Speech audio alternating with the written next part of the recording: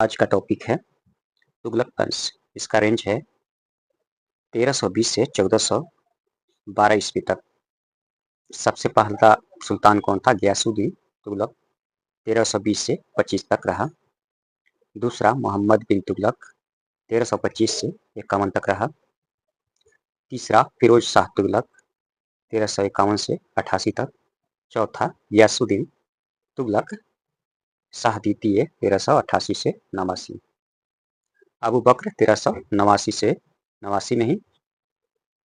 और छठा नसीरुद्दीन मोहम्मद शाह 1390 से 94। सातवां अलाउद्दीन सिकंदर शाह लगभग 6 सप्ताह। आठवां नसीरुद्दीन मोहम्मद 1394 से 1412। नेक्स्ट वन, तुगलक वंश के अंतिम सुल्तान नसीरुद्दीन महमूद तुगलक के शासनकाल में तैमूर लंका आक्रमण हुआ था। तैमूर लंका आक्रमण कब हुआ था? नसीरुद्दीन मोहम्मद तुगलक के शासनकाल में, और यह था तुगलक वंश के अंतिम शासक। नेक्स्ट पॉइंट, गयासुद्दीन मोहम्मद तुगलक 1320 से 25 ईस्वी तक रहा। तुगलक वंश का संस्थापक गयासुद्दीन मोहम्मद तुगलक था। तुगलक वंश का संस्थापक कौन था? गयासुद्दीन मोहम्मद तुगलक, जो सन 1320 में दिल्ली की गद्दी पर बैठा। वह दिल्ली सल्तनत का पहला सुल्तान था जिसने अपने नाम के साथ गाजी शब्द जोड़ा था। गयासुद्दीन तुगलक का नाम गाजी तुगलक, गाजी मलिक या गाजी बेगम तुगलक था। अलाउद्दीन खिलजी के समय वह दीपालपुर का सूबेदार था। गयासुद्दीन तुगलक ने अलाउद्दीन खिलजी द्वारा चलाई गई भूमि माप प्रणाली को समाप्त कर दिया। नेक्स्ट पॉइंट, गयासुद्दीन ने भू राजस्व की दर को कम करके कुल उत्पादन का 1/3 कर दिया। गयासुद्दीन तुगलक ने 29 बार मंगोल आक्रमण को विफल कर दिया, जिस कारण उसे मलिकुल गाजी की उपाधि दी गई। गयासुद्दीन पहला शासक था जिसने सिंचाई के लिए नहरों का निर्माण करवाया और डाक व्यवस्था अच्छी की। संभवतः सिंचाई हेतु नहरों का निर्माण कराने वाला गयासुद्दीन तुगलक सल्तनत काल का प्रथम सुल्तान था। गयासुद्दीन ने अलाउद्दीन की कठोर नीति के खिलाफ उदारता की नीति अपनाई, जिसे रश्मियान अथवा मध्यपंथी नीति कहा गया। नेक्स्ट पॉइंट, गयासुद्दीन ने तेलंगाना को जीतकर उसकी राजधानी वारंगल को सल्तनत में मिलाया और वारंगल का नाम सुल्तानपुर रखा।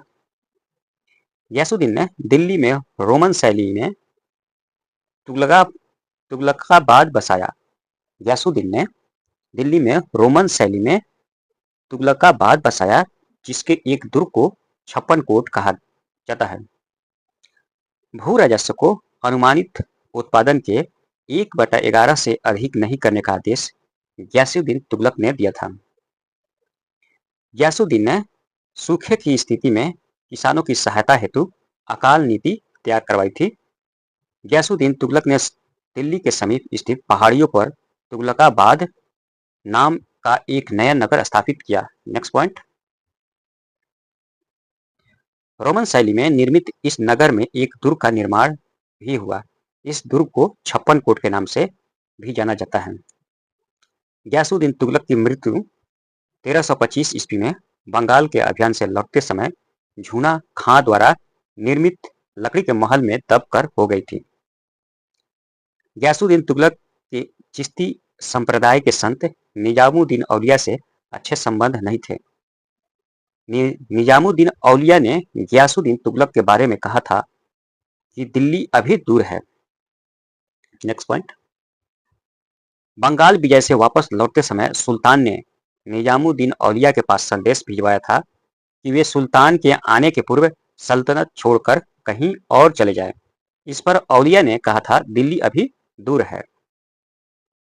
नेक्स्ट पॉइंट, मोहम्मद बिन तुगलक 1325 से 51 ईस्वी तक।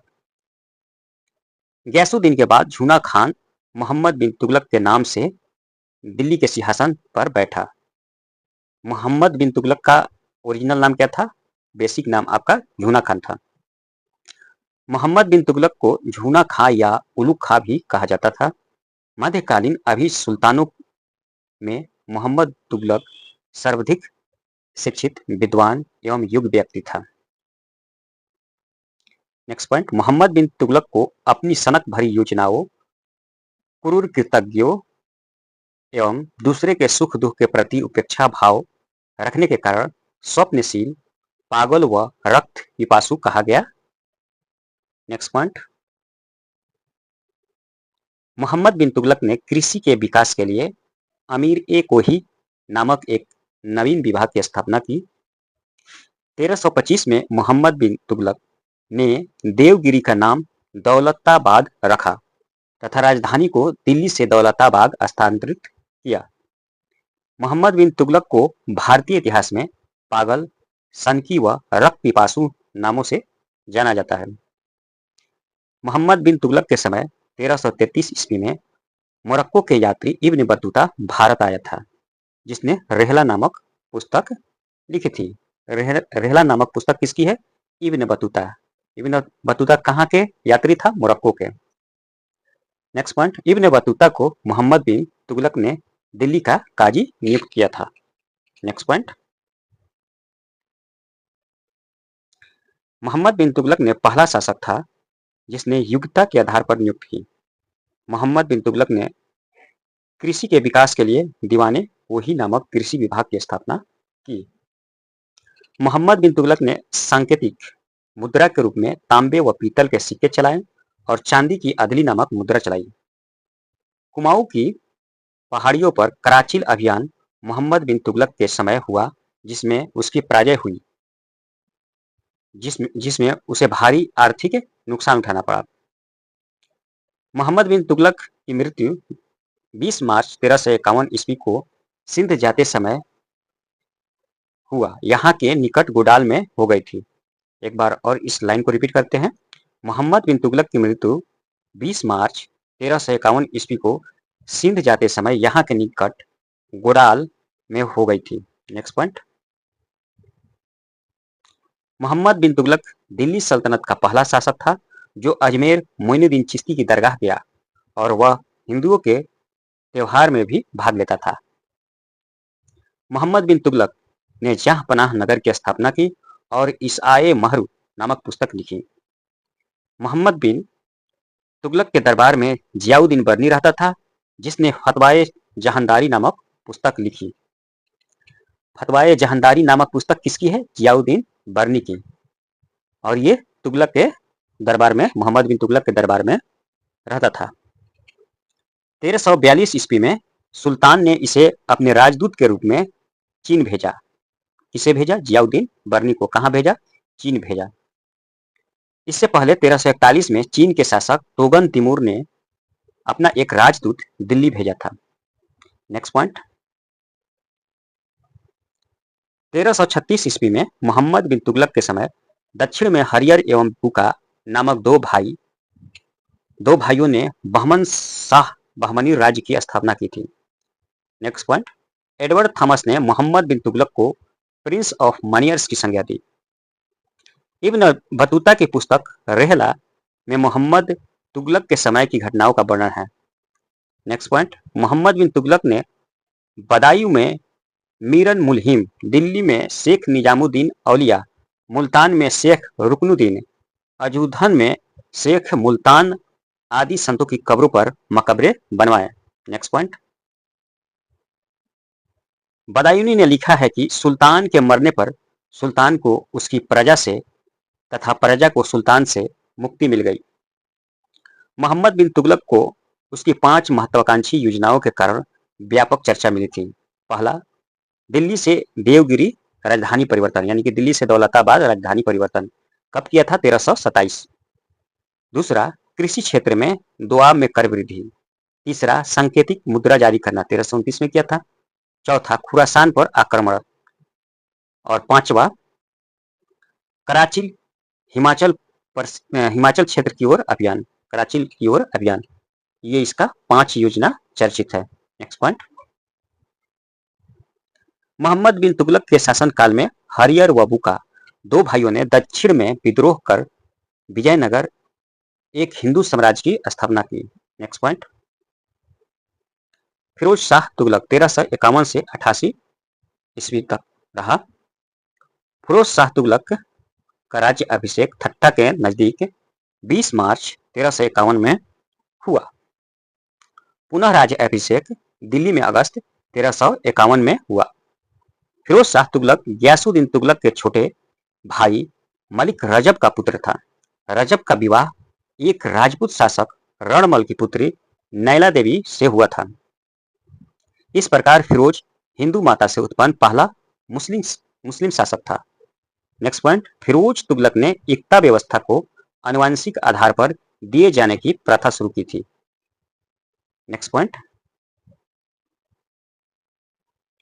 फिरोज तुगलक प्रथम सल्तनत कालीन शासक था जिसने मजहबी उत्साह या फिर धर्मनिष्ठा के प्रदर्शन हेतु जजिया कर के दायरे में ब्राह्मणों को भी शामिल किया था।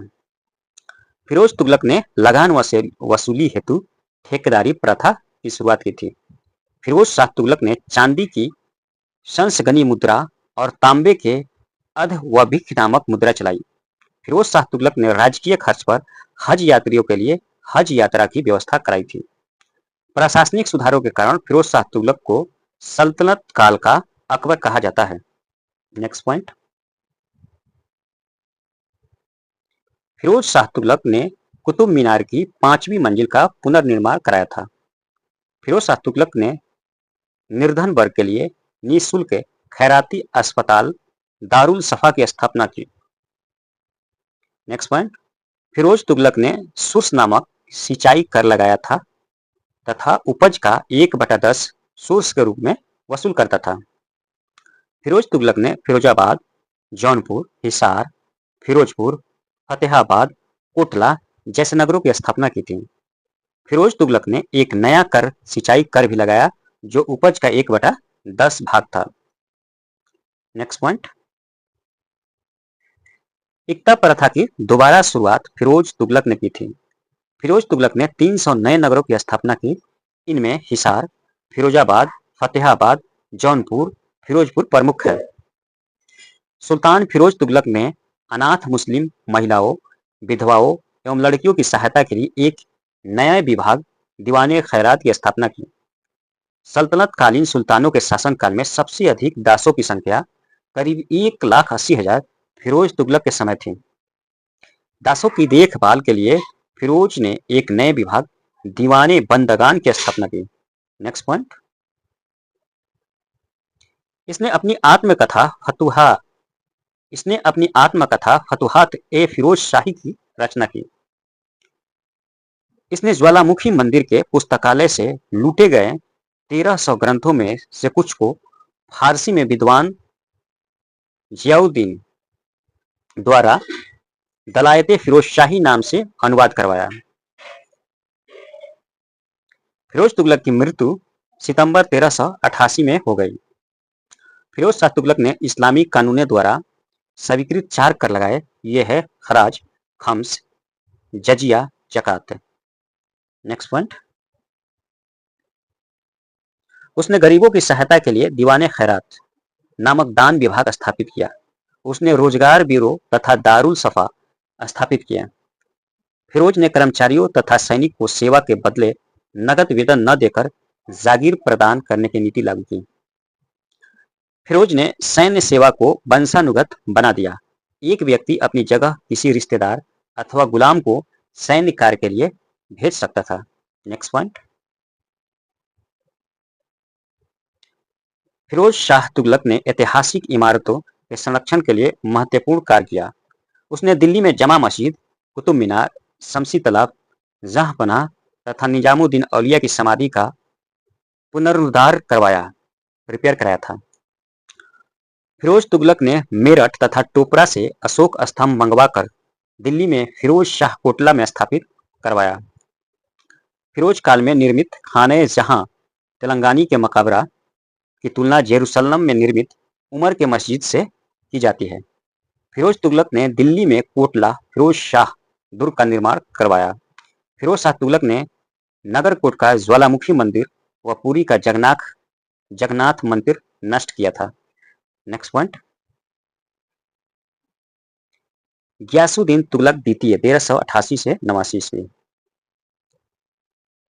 गियासुद्दीन तुगलक द्वितीय को 1389 ईस्वी में फिरोज शाह तुगलक की मृत्यु के बाद दिल्ली के सिंहासन पर बैठा। गियासुद्दीन तुगलक द्वितीय फिरोज शाह तुगलक के पुत्र फतेह खां का पुत्र था। गियासुद्दीन द्वितीय को तुगलक शाह के नाम से भी जाना जाता है। इसकी विलासी प्रवृत्ति के कारण असंतुष्ट सरदारों ने उसकी हत्या करवा दी। Next point. अंत में फिरोज शाह तुगलक के पौत्र जफर खां के पुत्र अबू बकर को फरवरी 1389 में दिल्ली सल्तनत का सुल्तान बनाया गया। अबू बकर 1389 से 90 ईस्वी तक रहा। अबू बकर को फरवरी 1389 ईस्वी में दिल्ली सल्तनत का सुल्तान बनाया गया था। यह फिरोज शाह तुगलक के पौत्र जफर खां का पुत्र था। अप्रैल 1389 में शहजादा मोहम्मद ने अपने को सामना में सुल्तान घोषित कर दिल्ली पर आक्रमण कर दिया। एक बार और इसको रिपीट करते हैं।